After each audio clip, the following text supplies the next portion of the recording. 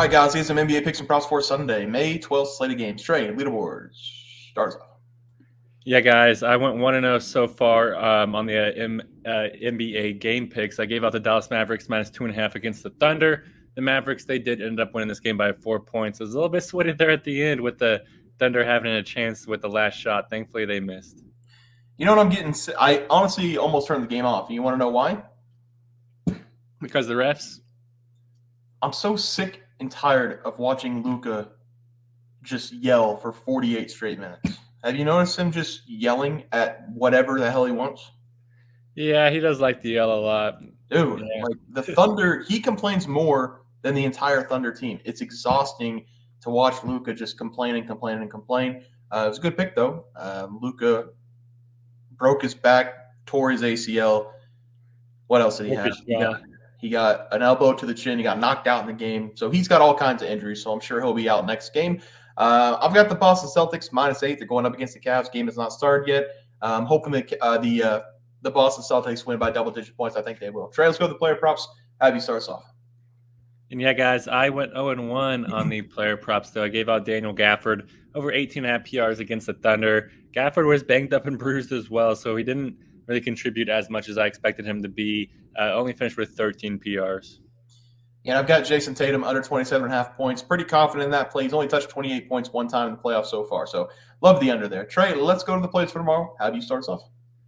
Yeah, guys, I'm excited to talk about my game today. That's because it's going to be this New York Knicks going up against Indiana Pacers one, and I think this game is going to be a very fun game to watch. Some people can characterize it as a fist fight probably because as we've seen in Game 1, Game 2, and Game 3, these two teams have just been playing feisty basketball, and the Pacers, they finally got one on the board after getting swept in New York in Game 1 and Game 2, but I believe that we're going to see the Pacers win this one as well, but 5.5 points is just too much. Instead, I'm just going to go over to their team total here. And earlier it was at 111.5. That's what it's still at. And I believe that they're going to be able to hit that in this game because the Pacers, they've been a high-flying team all season long. During the regular season, they averaged the most points per game in the entire NBA with an average of 122.2 points per game. And that's kind of transitioned and translated into the playoffs too because during the postseason, the Pacers, they're averaging 114 points per game, which is over this number. And with this game being a home game and a must-win game before going back to New York, I have to expect their offense to show up here, especially Halliburton, Siakam, Turner, and their role players are going to fill in behind them as well. So give me the Pacers here to score over their 111.5 team total against the Knicks. Yeah, Trey, I do. What was it? 111.5. Oh, 111.5 against the Pacers. Okay. Pacers team total against the Knicks. You're not worried about that Knicks culture?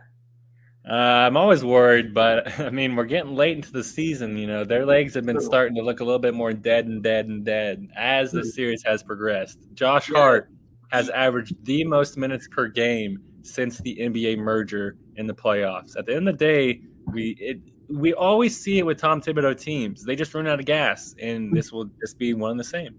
Did you see, though, what he said in the interview post-game of Game 2?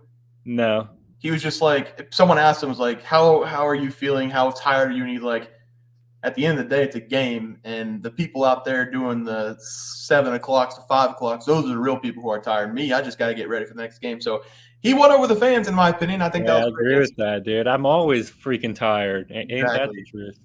Yeah, Josh Hart, I think he's got everybody's heart. But, yeah, all right, I like to play 111. For my play today, looking at the other game, between the Denver Nuggets and the Timberwolves, I didn't get to see a ton of the game in the last one in Game 3, but clearly something changed for the Denver Nuggets.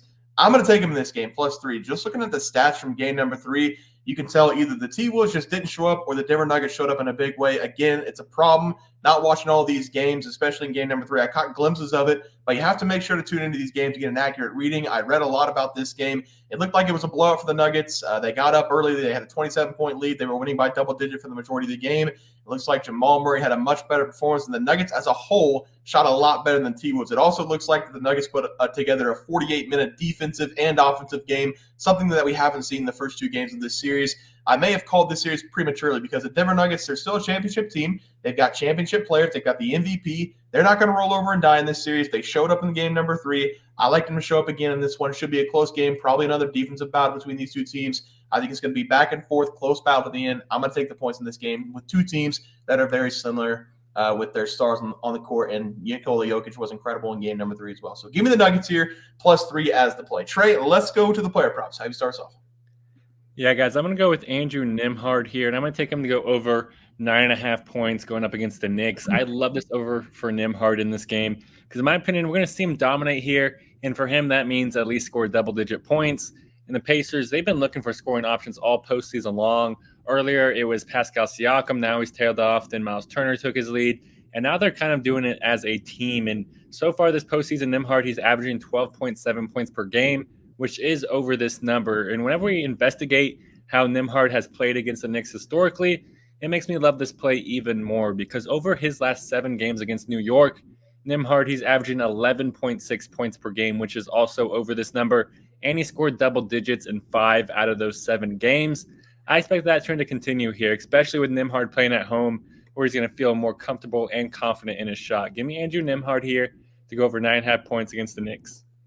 Yep, like the play there for you, Trey. For my play today, I'm going to take Rudy Gobert. Under 11.5 points going up against the Nuggets. Something I have noticed in this series has been the absence of Rudy Gobert in the paint.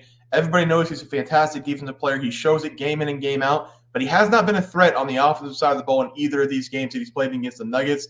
The T-Wolves, they've got a lot of talent on that team. They've got a lot of shooters on that team, but Rudy isn't looked at as even the third guy to make a bucket. I, like a lot of people, thought he might see a baby bump in the last game, but it was just more the same. He was the same old thing.